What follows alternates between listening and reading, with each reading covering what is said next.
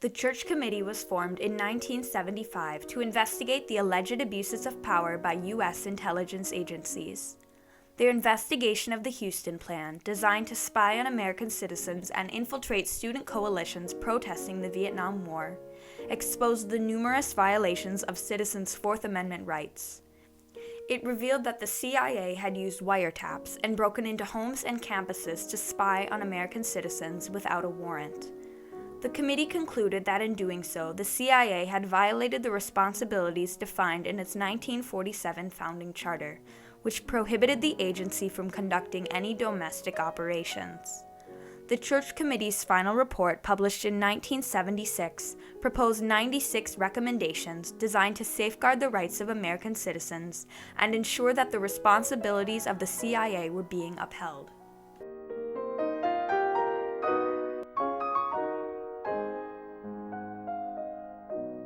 Since 1965, the United States had been involved in the Vietnam War, attempting to help the southern Vietnamese people resist the communist regime of North Vietnam. U.S. involvement sparked what came to be the largest anti-war movement in U.S. history. The imminent draft caused great anger among likely draftees, who disagreed with the foundation of American involvement. Students for a Democratic Society, created in 1964, organized mass protests in college campuses across the nation. They sought to combat the draft and urged for peace. During the summer of 1970, President Nixon became increasingly concerned about the growing wave of domestic protests across the nation. The Nixon administration feared that foreign powers, specifically the communist regime of the Soviet Union, were influencing and funding the student protesters. For this reason, he believed that the students protested in support of the communist ideals and would soon attempt to overthrow the U.S. government. Hundreds, perhaps thousands of Americans, mostly under 30, are determined to destroy our society. I had the impression that these student protesters were hell-bent on overthrowing the government, and they were just using their First Amendment rights to protest our involvement in Vietnam. According to the Church Committee's report, on June 5, 1970, President Nixon called in J. Edgar Hoover of the FBI, Richard Helms of the CIA, and others from the military intelligence agencies. He charged them with getting better information on domestic dissenters and directed them to determine whether they were subject to foreign influence. Nixon was willing to use the agencies that we need for our own protection to investigate people for the most ill-defined reason. White House aide Tom Huston returned with what later came to be known as the Huston Plan. In reading the plan, the Church Committee soon discovered that Nixon's approval had enabled the CIA to illegally spy on Americans. Well, it was really a chilling plan because it involved domestic spying on people whose only crime was to engage in First Amendment peaceful protest. Opening their mail, listening to their telephones, physically following them around. Huston admitted that the proposed break-ins were clearly illegal and amounted to burglary, but felt they were necessary to predict future demonstrations and prevent anarchy in the United States. Nixon approved the plan and quickly sent it to the CIA, FBI, and NSA to be put into action. However, FBI Director J. Edgar Hoover refused to involve the FBI. He feared the operations would be uncovered by the public. Hearing this, Nixon rescinded his approval of the plan 5 days later. The most startling thing I found was that even when the Huston Plan was rescinded, these spy operations went on anyway. Even after the president's approval was officially revoked, the CIA proceeded to look for connections between the anti-war demonstrators and foreign governments. They launched widespread and illegal domestic break-ins. All overseas communications, including mail, phone calls, and telegrams, were monitored by the CIA.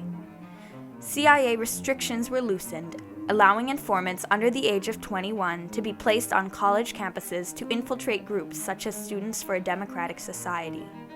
They set out to link the Vietnam protests and social unrest with some elements of communism. During the 1973 Watergate hearings, CIA Director Richard Helms revealed in his private testimony that Richard Nixon had used national intelligence agencies to conduct spy operations on American citizens that he deemed radical. One of these intelligence operations, known as the Huston Plan, was discovered when White House records were subpoenaed during the Watergate Committee's hearings.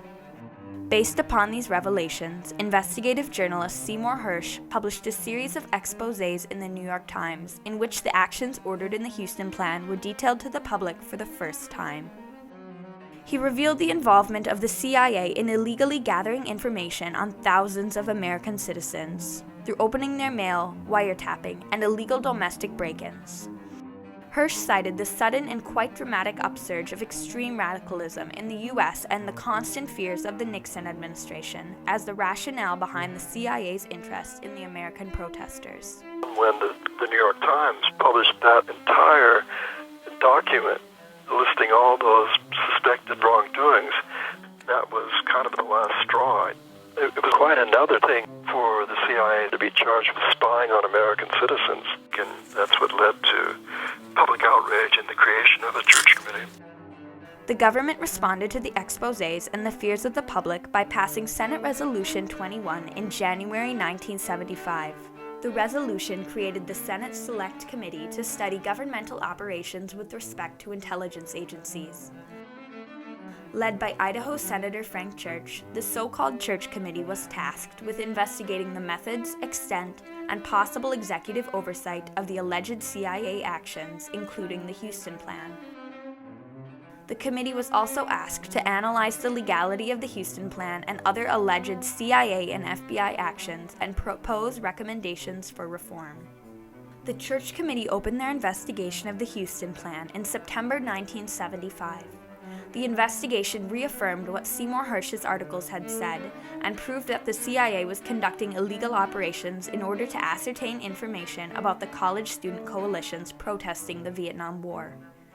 The Church Committee discovered massive CIA-operated programs that conducted opening the mail of thousands of American citizens despite the federal statutes that prevented it. They tried to figure out the best ways to spy on these students to see where their money was coming from and what their plans were. The committee agreed that the Huston Plan was a clear violation of citizens' Fourth Amendment right to privacy. They also concluded that in operating domestically, the CIA's actions were outside the responsibilities set forth in their founding charter. And most of it was illegal. They were breaking and entering homes. If you look at the Fourth Amendment to the Constitution, it says you need a warrant for that. It's illegal for the CIA to do any espionage here in the United States. You go back to the 1947 National Security Act, they created the CIA. It says clearly that that agency has only a foreign jurisdiction. Intelligence agencies have undermined the constitutional rights of citizens. We see a need for expanded legal, legislative, executive, and judicial involvement in intelligence policy and practices. The Church Committee issued its final report on April 29, 1976. The report detailed 96 recommendations, legislative and regulatory, designed to place intelligence activities within the constitutional and legal scheme for controlling government power. The recommendations included the creation of a permanent Senate Committee on Intelligence. Today, this committee continues to study the intelligence activities and programs of the United States government. The Church Committee also recommended the creation of the Foreign Intelligence Surveillance Courts. It requires agencies to file requests for warrants related to national security investigations through the FISA courts, which still operate today. Well, I think the Church Committee was all about reminding us that we had rights embedded in the Constitution and laws that have been enacted over the years, but we also expect these agencies to be responsible in their exercise of power. Throughout a series of investigations and hearings, the Church Committee clarified the responsibilities of intelligence agencies and ensured that Americans' Fourth Amendment right to privacy was preserved.